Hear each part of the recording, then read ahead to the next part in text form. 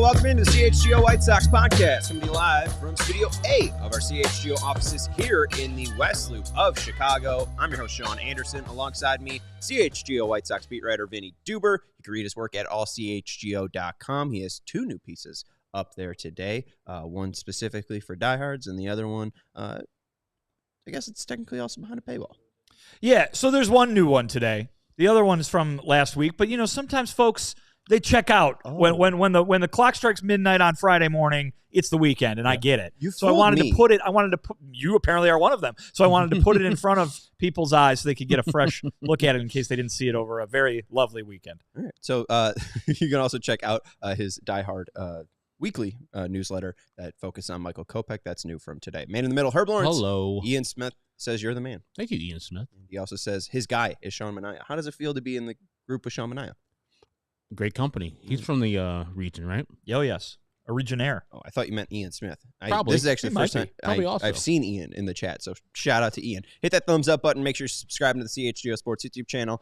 We got Joey Christopoulos producing us today. Also, welcome to Katie Duffy, who is new here at CHGO, and Lawrence Benedetto. He's old here at CHGO. He sorry. He's truly the parent. He is watching and making sure everything goes all right. On today's show, we're going to be talking about Michael Kopech's resurgence in L.A. after the White Sox traded him at this year's deadline. We are going to be talking about Ethan Katz and if he will be here in 2025. And then we'll talk a little bit about the ALCS matchup that will be starting tonight. You got the Yankees and the Guardians, and that one starts in New York tonight. No Duke Ellis on the ALCS roster for the Yankees. That's how they won the DS. What the hell, man? Duke Ellis on the roster. I mean, he's gonna get a ring if they win, or probably if one of his other 7 teams. I was gonna say I hope they don't win, but I'm rooting for them to win against the Guardians, of course. Was he a Dodger at any point? I think he's only been a White Sox and a Yankee. But he got picked up by a bunch of teams and immediately DFA'd. Yeah. Oh, okay. It's like, oh yeah, you can't hit. Good, get out. Beat it. They list him as a Mariner. Wow. He in AAA Tacoma, 212, 291, and 385. How about that? With 4 homers. Four homers? I know, right? That's surprising. Inside the park, all of them? It's the PCL, man. You can't trust those numbers. All right, let's jump into Michael Kopech. Since being traded from the Chicago White Sox, actually, I am lying there. Since July 8th, that was one day before he throws the immaculate inning. On the 8th, 1 inning, no hits, no walks, 1 strikeout, no earned run. So since July 8th, Michael Kopech has thrown 33 innings pitched, has allowed 11 hits, 13 walks, 3 earned runs, 42 Ks, and only 1 home run. And I think an ERA under, if I put together it all, I think it's like 1.71 right now. And it's even better after he went to the Dodgers. Yeah. Right. Yeah. I mean, he has not allowed a postseason run yet. So I ask you guys, why wasn't Michael Kopech this good in Chicago? And I expect you to know. There's multiple reasons. I think mainly is because Michael Kopech didn't listen to what the White Sox were preaching to him, like mixing a couple off-speed pitches, and that was, as Vinny wrote in his article, was like the impetus for that immaculate inning that he threw. Now, his latest appearance he had the other day versus the Padres, he threw 9 or 10 straight fastballs, 1 cutter in there. And so he got those guys out 1, 2, 3. So take that with a grain of salt. But I think also when you hit the door with the Dodgers, it's like, oh, Mark Pryor. Oh, all those championships. Second to what? I think it's the Cardinals, the Yankees, and then the Dodgers, like in championships. Oh, wow. I see what you guys are doing here. Clayton Kershaw, Hall of Famer. All these rest of these pitchers, excellent. The White Sox might have said the same things and might have been explaining to him the same way that the Dodgers are, but sometimes the messenger matters. Like, if I tell you something about car repair and I say the same. Probably. I mean, I've never seen you work on a car. And I'm not saying the White Sox system is flawed, and sorry for my voice. I got to have a thing tomorrow. So I'm battling through right now. But if you want to just be a little bit more, that's a little. Herb's having a little tomorrow. Tooth issue. Yeah, he's gonna go see the dentist. Yeah. But I think that the stories that we've been having come out about the White Sox, about them with their analytics, research and development department, it's probably much easier for Michael Kopech and other players to digest what the Dodgers are telling them, because maybe they give them in more digestible bits. Oh, your fastball works here. You should throw your fastball here, and here are the reasons why. Here's the analytics. Here's the heat maps of other people against your fastball. Sometimes, and Michael Kopech didn't listen to the White Sox for a long time, and maybe it's just the same thing he's hearing. Okay, you guys have told me this. I got it. I'm going to be me. And then he goes to the Dodgers, and they're like, oh, here's the same thing. And they're hearing the same thing, but it's a different voice telling him that. And he sees the Dodgers, and it's like, hey, they're telling me this too. Cool. And he goes out and attacks because he's pitching pretty much the same fastballs exclusively in the playoffs, and no one's hitting them. They're hitting them to people. He's getting people out with a sub-1 ERA.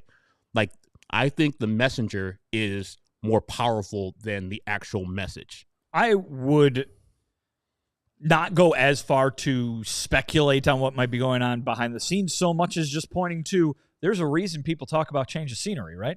And when you talk about walking into Dodger Stadium or joining or throwing on that Dodger uniform, maybe it's less about the messenger, and it's just the environment that you're in. Mm-hmm. Well, guess what? All of a sudden, you've gone from the team that's about to set the record for the most losses in the history of baseball to the best team in the National League. You're going to be playing meaningful games every damn night. Mm-hmm. You get to the playoffs. Did you see what he did after he threw that 102-mile-an-hour strikeout that ended the inning the other night? Mm-hmm. He screamed like we have never seen him scream before. I think the only time we've seen him do something like that was the Field of Dreams game. Yeah. Think about the stage, think about the lights, and think about these guys being competitors and what goes on up here when those lights get switched on as bright as they can be. These guys maybe ratchet their game up a little bit, and I think Michael Kopech has done exactly that. He's always had the tools to do that, and now it's about doing that. This is a guy, too, who talks so openly and so frequently about the mental side of the game, the emotional side of the game, and the hurdles that he faced in that, right? Mm-hmm. All of a sudden, he gets a new chance to start clean out in L.A., and all of a sudden, the mental part of the game is different. Now it's, no longer am I the guy who's trying to live up to the hype to carry the White Sox future on their back. I'm just some guy at the end of the bullpen trying to win a World Series for the Dodgers.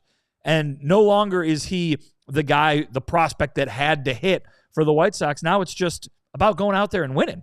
And sometimes that sort of environment suits certain guys way better than it did before. He's still throwing 102. Mm-hmm. He was doing that earlier this year on the White Sox. I remember watching a game where he was blowing the Guardians away in, April or May, or early in this season for the White Sox. So we knew he had it in him.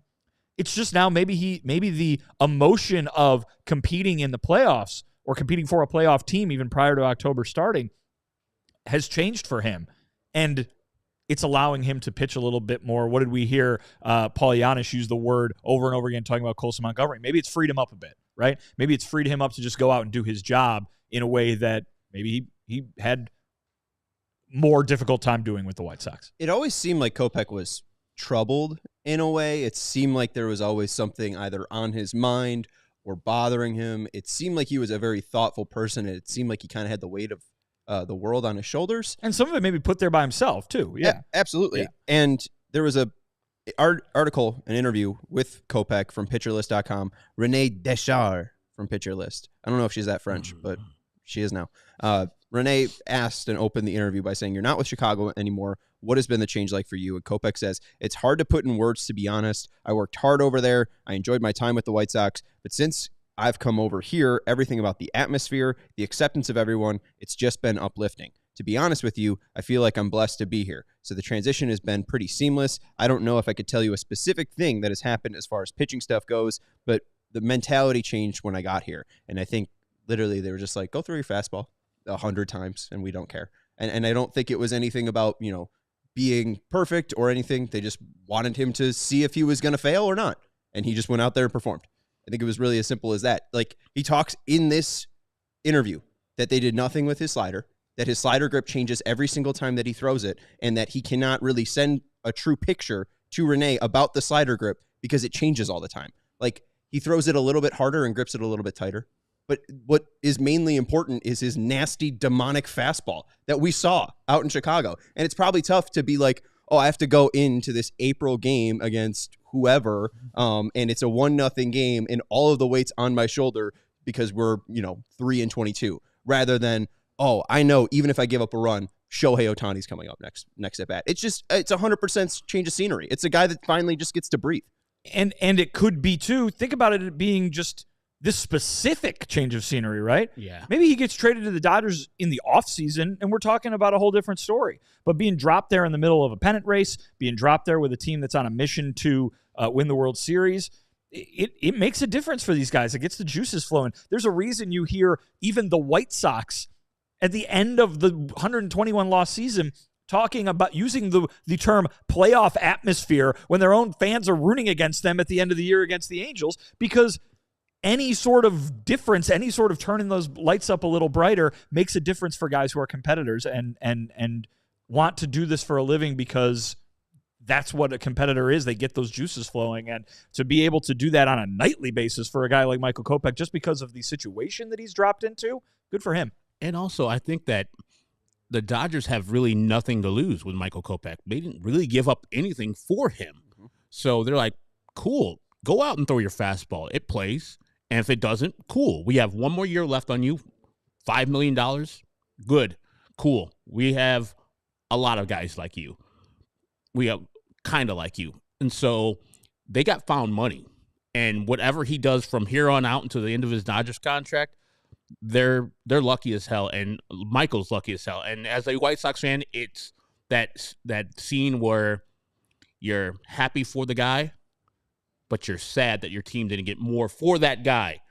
And I don't know if they could have, because he wasn't necessarily this with the White Sox. But now people are looking back and like, oh, the White Sox gave up really nothing for that? The Dodgers. I mean, but the White Sox didn't get anything back for him, though. Like, they didn't get 1 for 1. Like, you can say the Miguel Vargas and the teenagers are part of that, but also they gave up 3 guys to the Cardinals to get those guys. And I think that was more the deal. And I think Michael Kopech was like a throw-in to the Dodgers. Wait until you see those teenagers, though. They're going to be taking us to the 10 years? ALCS in 2035. Can't wait. Yeah, at least with Kopech, I think the only way that he would have had trade value for the White Sox was if the starting thing worked out. I think looking back on this, even with them moving him to the pen, like, the stuff was there. It just didn't seem like he could really, lock in fully as a closer for a team that was this bad. Right. I mean, I think that part is the thing that dinged the trade value this year. If being a closer would have worked, you've got a great trade value at the end of the year. Heck, the Dodgers, of all teams, needed a closer really, really badly, right? If he goes out there and doesn't have an ERA near 5 with the White Sox, if he doesn't have all those walks and wild pitches and hit batters and home runs allowed kind of thing, you look at every single one of those stat categories, they dropped to almost nothing after he got traded to the Dodgers. If he had been the guy he's been for LA with the White Sox, he would have absolutely had way higher trade value at the deadline. The fact that he was going out there and giving up runs every so often was the thing that dinged the trade value. If he would have turned out as a starter, sure, but you're talking about a team that wouldn't part with Garrett Crochet at the trade deadline because they didn't think they were getting the kind of value that they needed. Like Jake Berger, I just think about that home run that he hit off him. He would not come close to Michael Kopech now. The Michael Kopech that's pitching for the Dodgers, I don't think a lot of players in Major League would come close to Michael Kopech. He's just that good right now. And it's just because he's throwing it with confidence. I got a little bit more on Kopech, but let's take a break. We got to let you know about some of our great sponsors. I want to let you know about our friends over at Chevy. Ray Chevrolet, the prices that we're going to tell you right now. Oh boy, hold on. I gotta know. Oh, Vinny, why don't you do an ad read for me first? Because we're going to switch. We're going to go to Empire first, if you can. Well, boy, Sean, with Empire today, you get shop and home convenience, the right product for your needs, quick and professional installation, and a low price guarantee. Empire today is the best place to get new flooring, so of course they've got those pesky copycats, but Empire can't be beaten on quality, service, or speed, so competitors advertise low-quality products that Empire simply will not carry. Empire won't promise the lowest prices because anyone who does that is putting flooring in your home that they would not put in theirs. Empire keeps shopping for floors simple with a curated product selection. Empire's philosophy is to help you find what you need, not overwhelm you with thousands of choices and substitutes. What they leave out of their selection is just as important as what they put in. Empire's product team exhaustively combs through thousands of product samples each and every year to find the perfect styles. Check out Empire's virtual floor designer. It's a great way to see how new floors will look in any space. It's easy. Just snap a picture and instantly see how new floors will look in your room. Schedule a free in-home estimate today. All listeners can receive a $350 off discount when they use the promo code CHGO. Restrictions do apply. See EmpireToday.com/CHGO for details. 588-2300 Empire Today. Yeah, I switched my browser this weekend, so I wasn't logged in. Big Firefox guy now? I'm a big Firefox guy. You've seen the ads over town. No, wasn't even the ads. They're over town. I've been seeing them. Mainly the ad blocker. Been influenced. Huh? You've been influenced. No, it wasn't. Don't even know. No, for bigger and better savings on your next vehicle, visit Ray Chevy because Cartoberfest is going on now like that. at Ray Chevrolet. Head in today to shop their huge savings of new Chevy models at new low prices. Right now, take $3,000 up to $12,000 off MSRP on new or most new Chevy models, or cruise through fall on your own way and shop over 125 of their vehicles priced under $20,000. As one of the top-selling Chevy dealers in the Midwest, you'll always be able to shop one of the Chicagoland's largest inventories. Visit our partner this October at their at their location on Route 12 in Fox Lake or at raychevrolet.com. And if you've heard of Ray Chevrolet, then you've also heard of Ray's Price Promise. They're guaranteed to make your next vehicle more affordable than ever with no price changing, no add-ons, and no hidden fees ever. That means incredible prices we're talking about now. You can expect to see the very same when you shop Ray Chevrolet in-store or online. So shop Cartoberfest all month long by visiting Ray Chevrolet in Fox Lake or raychevrolet.com. They've been serving the community since 1963. Together, let's drive. And then from Kopech's conversation from Pitcher List, just about the starter aspect, he said he wanted to have success as a starter with the White Sox, and it just never came through. And then when they moved him to the bullpen, it was just a matter of what I can do to have the most success I could down there. And I took a little bit, but realized that if I could fit into the role, I would be a closer. And then I quickly transitioned into that position, but that still wasn't having a lot of success. And since I've been over here having a bunch of guys that can do the same job essentially and kind of fit wherever Dave Roberts wants us to go, it's made the transition a lot easier. So less about being the guy in the bullpen and just being a part of a bullpen and a part of a team. So if Kopech was maybe a starter and he had some success, maybe that would have gotten the trade value that we were looking for, but it seemed like just the lights were too bright in Chicago, so he had to go to L.A. and be on a 100-win team to, really catch some breath out Different there. kind of bright. Yeah, absolutely. I think they use LED lights out there. But yeah, no, it's exciting to see his success, but truly, like, the fastball has not changed. 79% fastball with the White Sox, 31.9% whiff rate, 76% fastball with the Dodgers, 34.5% whiff rate, so a little bit higher. He's using it a little bit less, but it does seem like he loves his fastball.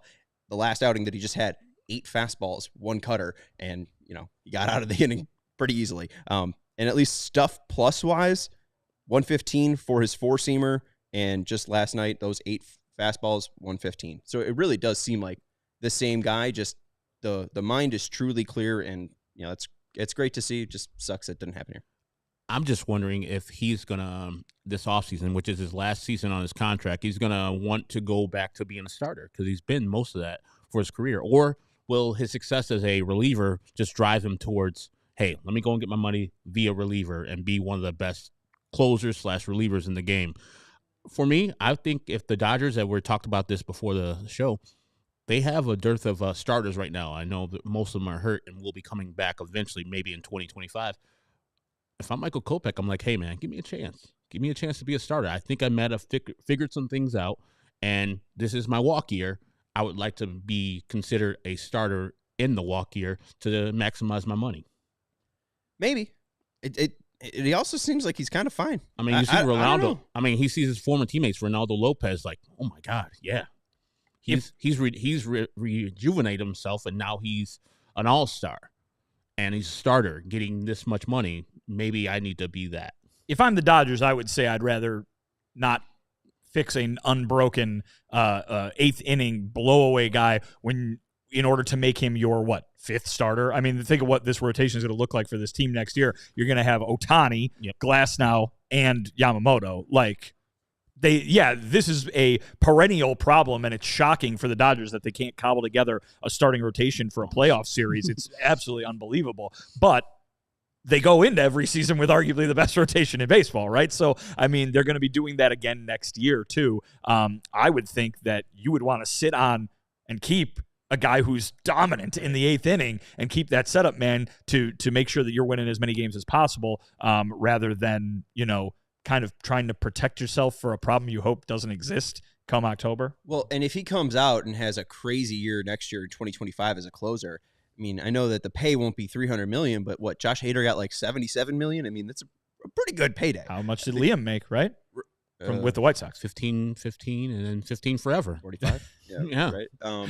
So, yeah, I mean, Kopech, I think he mentioned to foul territory that he'd like to start again, but if it's going good, I mean, why change this? He can't throw a slider. He doesn't know how to throw a slider. He just kind of throws whatever comes out of his hands when he throws the slider grip. But, I mean, when he's going to be a starter, he's not going to be able to throw 102 and have this kind of demonic fastball. And I mean, you mentioned Reynaldo Lopez. I don't think anybody was expecting Reynaldo Lopez to start until he showed up to Brave spring training, right? Or maybe a little before that, right? When they signed him, they're like, they're going to make him a starter. I was like, we've seen this movie. I guess my point is, like, I knew that was coming. When he was available as a free agent, nobody was like, oh, go get him as a starter, besides the Braves. Nope.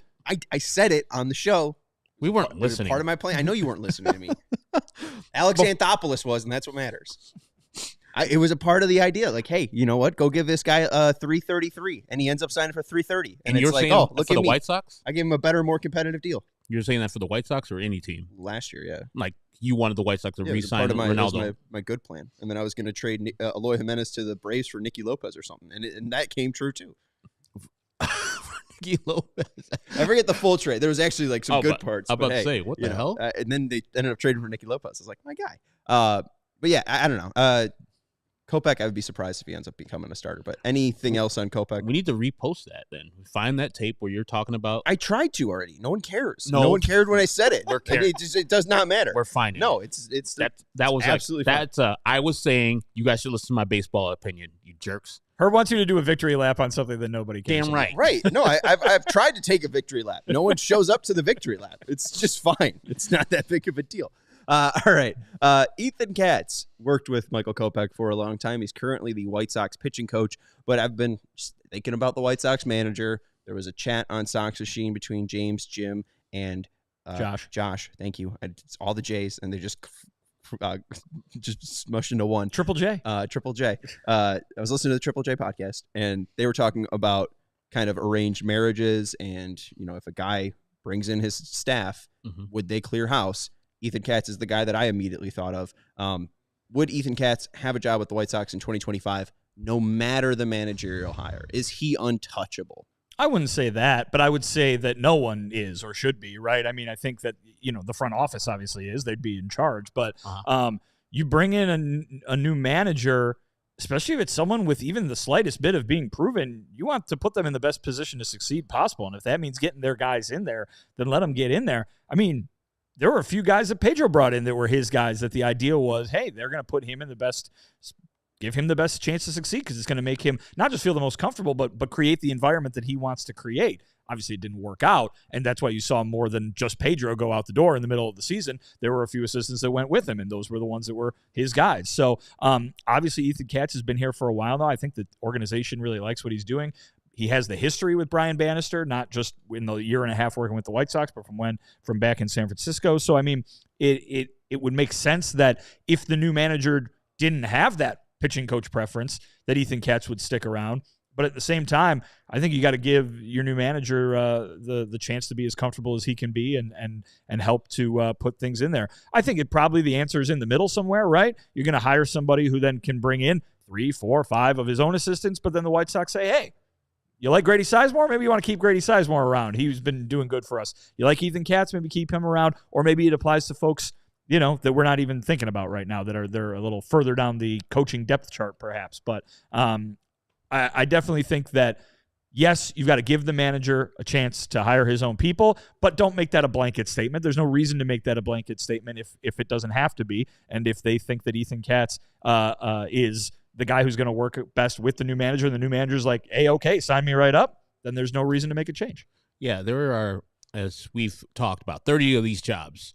And the White Sox probably in the pantheon of 1 to 30 are probably one of the lowest, if not the lowest right now. So what you need to do is have more attractive, like a more attractive system for Grady's here. Recruiting people.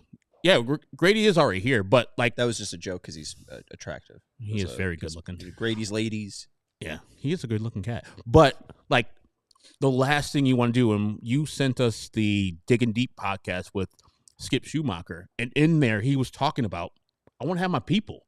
I want to have the people I'm comfortable with to know that what I say goes, or to have collaboration. They know me, and we can have that back and forth. But at the end of the day, those are my people. And I think you miss out on candidates that you could have if you tell somebody, hey, that man's got to be here. Ethan Katz has got to be here. Or, hey, we just paid Marcus Timms a bunch of money last year. Or he's still got a contract. He's got to stay, type of things.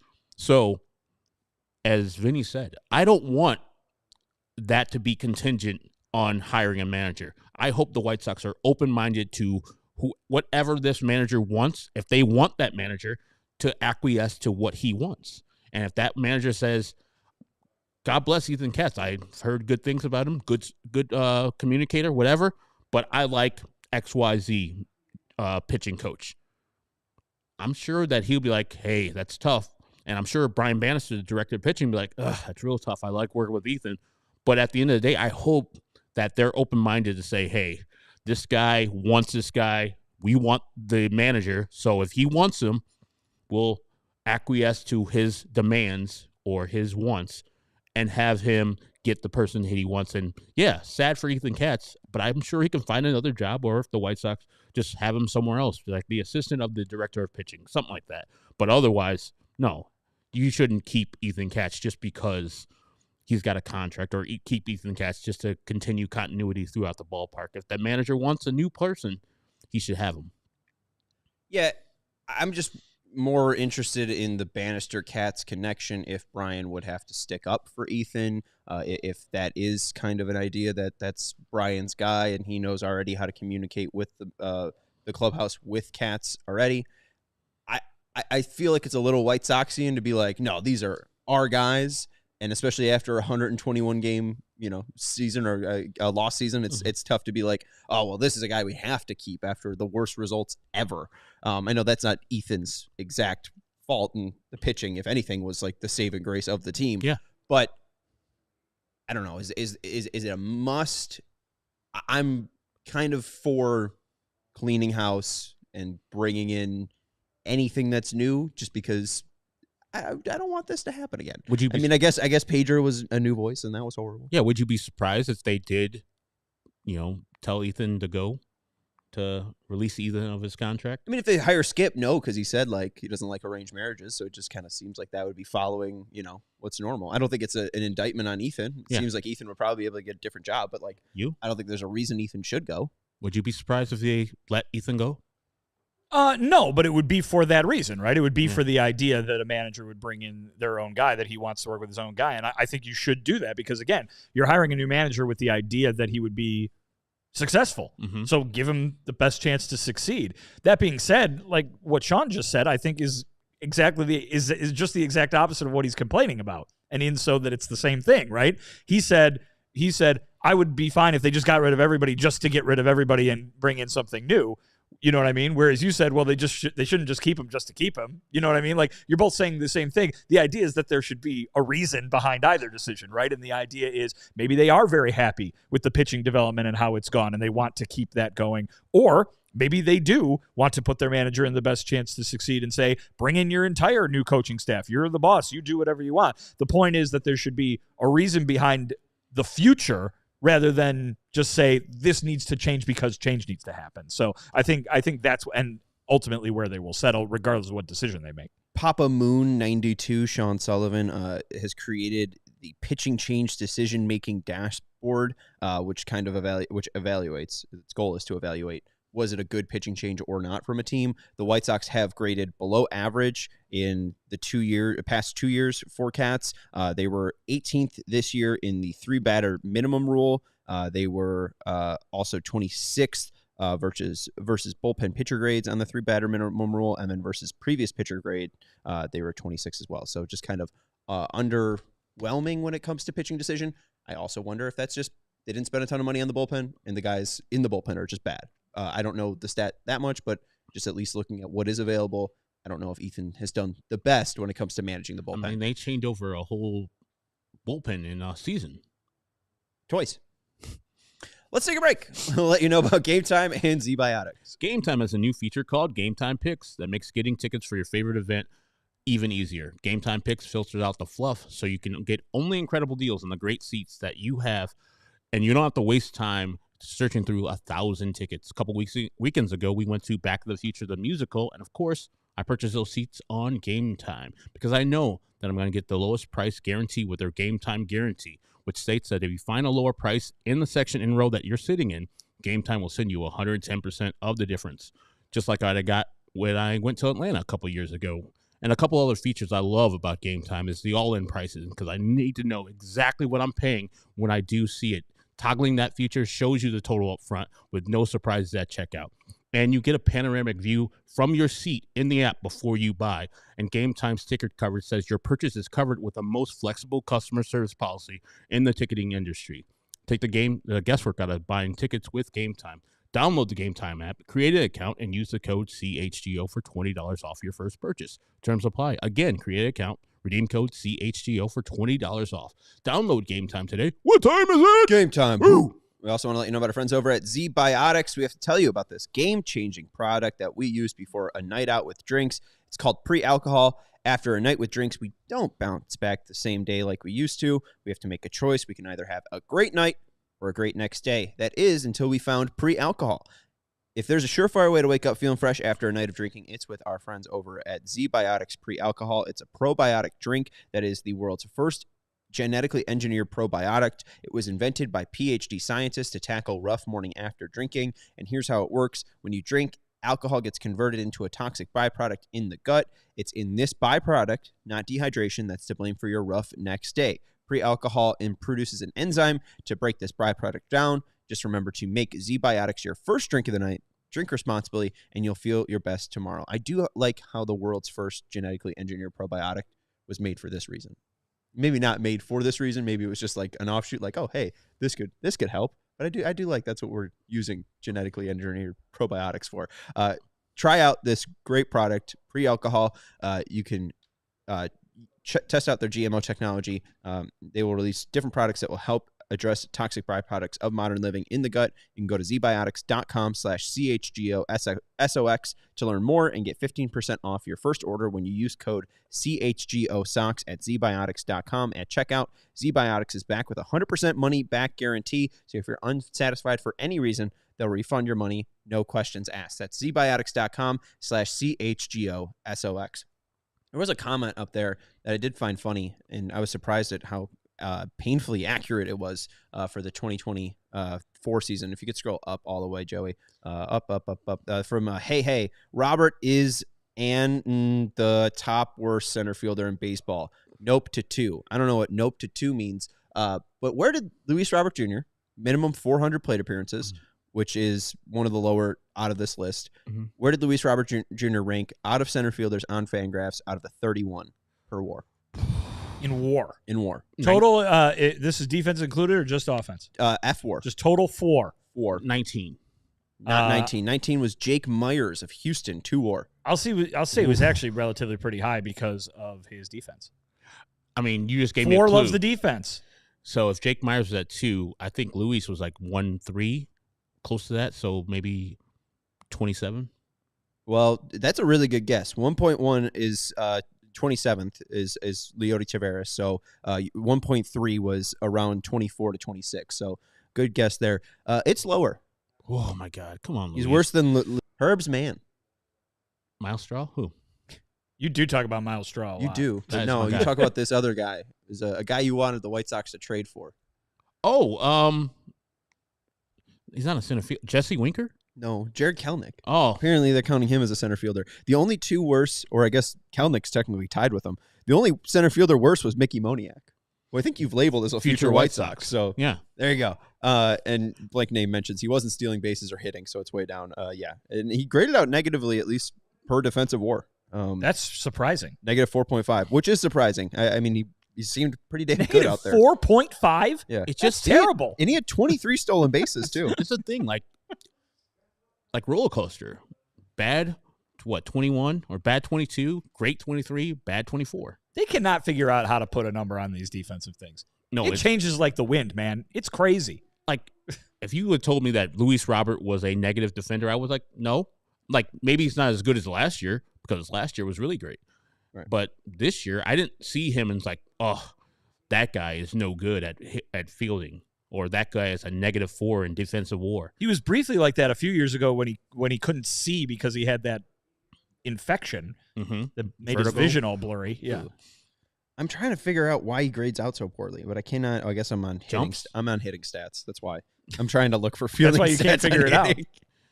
Man, It's this guy didn't have any I don't know- RBIs. No wonder he's got such a terrible defensive rating. It's because I don't know how to use the website. Early in the year, I think we both commented, Vinny, that he was much better at going back to the wall and catching balls. Oh, he worked on it. Yeah, Yeah, he and worked on it in the offseason. He was better, yeah. He looked so much better, and that was his bugaboo his rookie year, where he won the goddamn Gold Glove.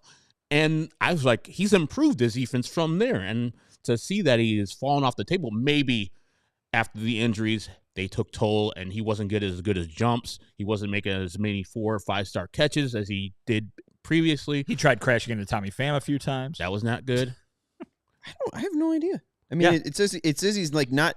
It's not negative when it comes to Statcast or fielding run value. It's 1 and 0, but it's not negative. His range is fine. It's around Jared Duran. I mean, maybe he's just penalized because of his arm. 35th arm, just behind Siri and Jake McCarthy. But doesn't Jose Siri have a hose? Yeah. Isn't the whole point that guy can throw? Mm-hmm. I don't know. I think it's- they're making crap up. Yeah, I think it's Vinny. I'm telling you, these defensive stats, man, I feel like they're good in small doses, but like whenever you try to like go year to year with them, they're just wildly different. Right. And I mean, you mentioned like the 5-star catches and 4-star catches. Like I just know what I saw, and I think that there were the same amount of catches where he's crashing into the wall as last year. Yeah, it says he was an average fielder, at least according to fielding run value. His range was 75th percentile. His arm was 25th percentile. So maybe as that's it. opposed to last year. Like, did he so he had to go down because last year I thought he was a last year he was a 12 run value. I mean, so maybe it was that he had a competent right fielder in Dominic Fletcher, and Fletcher was stealing all the balls in right center field. I mean, he's not going to be a Gold Glove finalist again this year because he didn't play 2 months. You know what I mean? Like, right. But I mean, for him to go down, so from him to go from a Gold Glove finalist to like, oh, he's terrible. Like it's just not true. So right, at least according to Statcast, on balls coming in, he was at 1 in 2020, -1 in 2021, 0 last year in 2022, and then -3 this year. So, other than that, he was fine going back around his career averages. He was around his career averages going lateral towards third base, around his career averages around going lateral towards first base. His success rate was just worse. His success rate mimicked 2020 at 89%. I don't know. I have no idea. We'll have to have someone smarter than me explain this because I cannot. But anyways, Luis Robert Jr. sucks. So there you go. All right.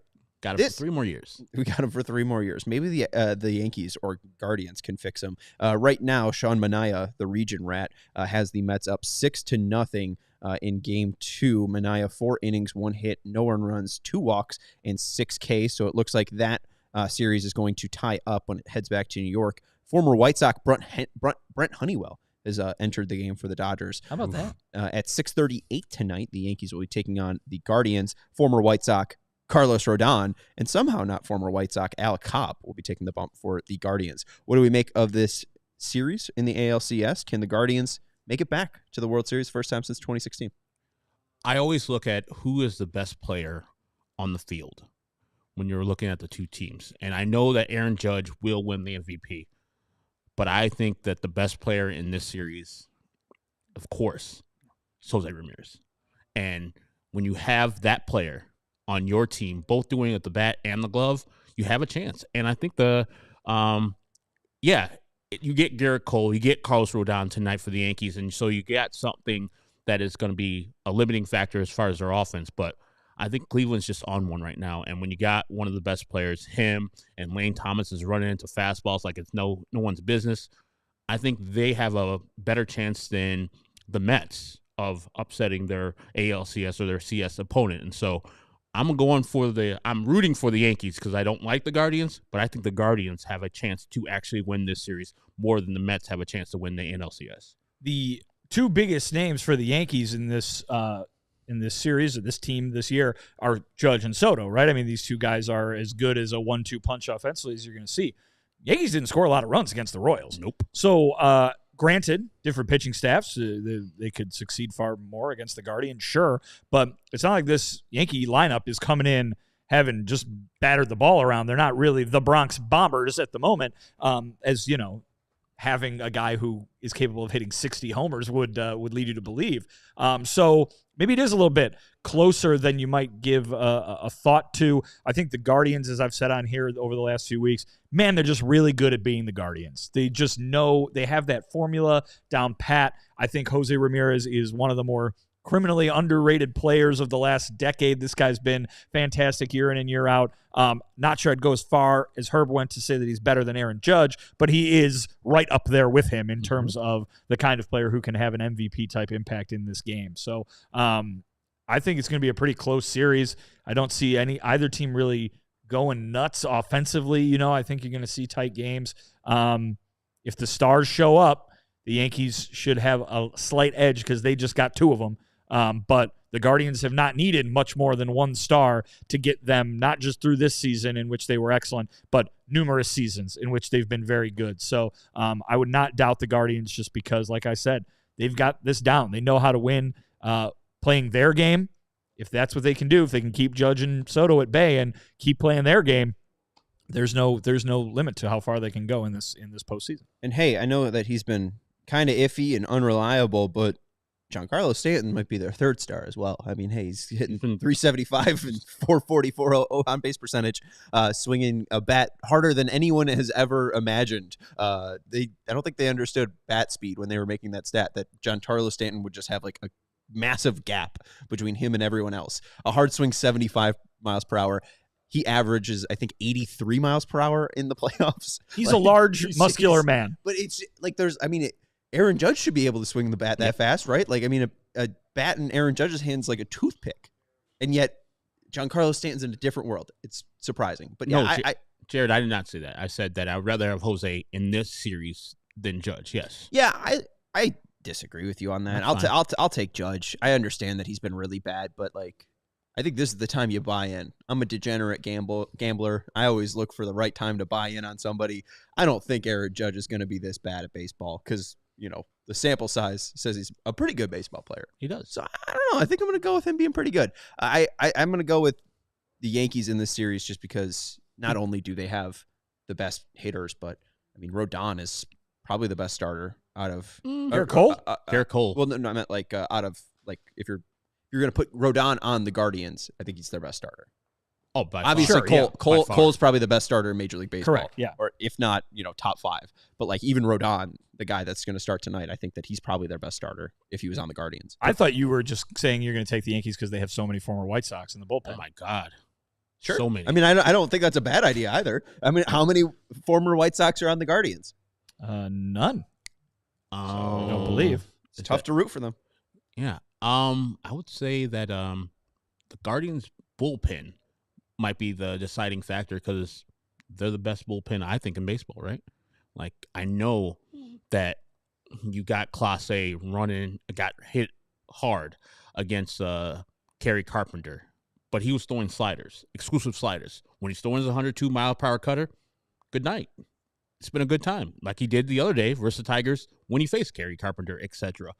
I think they have the best bullpen, and in the playoffs, they don't have a good starter. They don't really have great starters, but give that ball to the bullpen, they'll carry you through. If they can get the game to the 9th inning with a lead, they're going to win. Game's over. I mean, obviously it didn't happen earlier this playoffs, but that's what Emmanuel Clase has been for that team. He's been as lights out as a closer can be lights out. If you think back to Gagne, think back to K-Rod, this has been that kind of closer. He's been basically untouchable, and he's like, if they can get him the ball with the lead, that's a win. Didn't he just do a 6-out save or a 9-out save the other day? Something ridiculous like that? Yeah, 6 outs. Yeah. I think it's going to be just truly Cinderella run for Cleveland. I don't think they have enough in them to win 4 out of 7 games here. But that means Yankees versus Mets, Yankees versus Dodgers. Is there a way that you're leaning, especially now that looks like it's about to be 1-1? I mean, I got to go with the Mets because of Q. Like, you have Jose Quintana, former White Sox great, and I got to root for that Mets team, and definitely over the Dodgers and definitely over the Yankees. You want to go for the underdog. And also, Jerry will be really pissed if the Mets won. Imagine game 2 of the Subway Series in the World Series, and it's Rodon versus Quintana. His nemesis, Steve Cohen's out here having a good time. Spending money and winning shit. Yeah, being successful. I think it'd be great to see the Guardians make it to the World Series. Oh. I understand White Sox fans don't think that way, but to see a team playing that kind of baseball in 2024, beating all the teams that are playing 2024 kind of baseball, I think would be very entertaining. At $300 million, 3 teams with $300 million payrolls. It's the Mets, Yankees, and Dodgers, and then obviously there's the Guardians. I think the Yankees have more dead money than the Guardians' payroll. I think it's Rizzo is $17 million. LeMahieu's like $18 million. There's another one that's making like $50 million. I can't think of who it is exactly. But yeah, I mean it's insane the just gap between those two teams. And with the Guardians, if they do win, they would be like the first team in a while not being like top 15 in payroll. Like, because usually it goes to top 10 teams in payroll. One of them's going to win the World Series. And also, too, you talk about underdog, historical underdog. I believe the Cleveland Guardians are the team that has gone the longest without winning the World Series. Correct. 46, I think it was. They haven't won one since the 50s, right? So it's Earl Averill. I think it's even the 40s. Or Herb Score. I think the last time they won one was literally Bob World Feller? War II. Bob Feller, yeah. World Series title, 48. Wow. Ugh. Yeah. Yeah. I mean, but hey, if you want to talk about underdogs, this team, the Guardians, made it to the World Series in 2016. Twice. Last time that the Yankees have made it to the World Series was 2009. Yep. So, I mean, technically, a little bit more of an underdog here. Yes, famous underdog, the New York Yankees. Absolutely. The Guardians, in my lifetime and you guys' lifetime, have blown 2 Game 7s. 2. The one versus the Marlins. Oh, yeah, I wasn't around for that one. Oh, you weren't here in 97? No, you weren't alive in 1997? Is that true?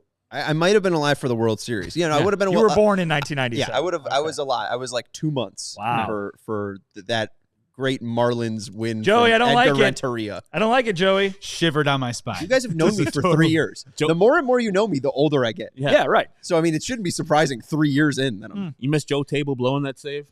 I've never heard of that word. It's Jose Mesa. Oh. Juan Gonzalez, Travis Fryman. Yeah. Go down the list. Blew it. Charles Nagy, nose for miles. I think Fryman's still on the Cleveland Guardians. Those two rosters, the 97 Cleveland roster and the 97 Marlins roster, that might be the best remember this guy World Series of all time. So many. Maybe that's our Friday show. I think Cubs manager, right, was on the Marlins. Craig Counsell scored the winning run in the World Series, Cliff Floyd was on that team. Mark Kotze, current manager, was on that team. White Sox great. Some guy named Josh Booty was on that team. Yeah. I think his cousin is General Booty. Oh, is it now? That's Gary a real name. Sheffield, Moises Alou, Bobby Bonilla, Edgar Renteria, Luis Castillo, Jeff Conine. Oh, I don't even want to get to the pitching staff. You were listing the greatest collection of Kent County Cougars alums of all time, too. Charles Johnson? Charles Johnson. But yeah, pitching staff was wild, too, wasn't it? Al Leiter, Kevin Brown, Levon Hernandez. Alex Fernandez. Yeah. Former White Sox. He's wearing the White Sox hat in this thing. And Rob Nen even coming out of the bullpen. Rob Nen. And then I did want to mention this. There is one former White Sox on the Cleveland team. It's Connor Gillespie.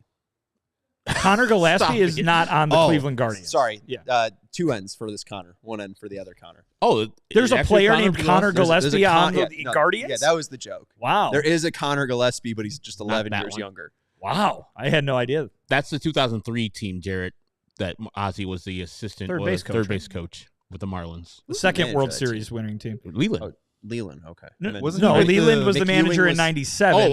Jack McKeown was the manager in 03. Wasn't Ozzie with the Braves Trader Jack. at that time? He was with the Marlins in 2003, but I think the Braves earlier, like after he retired, I think he retired with the Braves. He might have still been playing in 1997.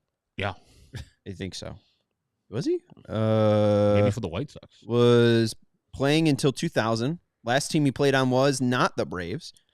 Orioles. It was not the Orioles. It was the Tampa Bay Devil Rays. They list that as him being there in 2000. So played with the Sox until 97, Orioles in 98, Braves from 98 to 99, and then Rays in 2000. So this manager just he was a coach with the Expos in 2001, and then the Marlins in 2002 and 2003. All right. That's going to do it for the CHGO White Sox podcast. Exhaustive. Yes. We will tell you all about Ozzie Guillen's Wikipedia page. That's Vinnie Duber, our CHGO White Sox beat writer. That's Herb Lawrence, our CHGO White Sox community leader. I'm Sean Anderson. Thank you to Joey Christopoulos for producing the show. Hit that thumbs up button. Make sure you subscribe to the CHGO Sports YouTube channel. We'll be back tomorrow at 4 p.m. See you then.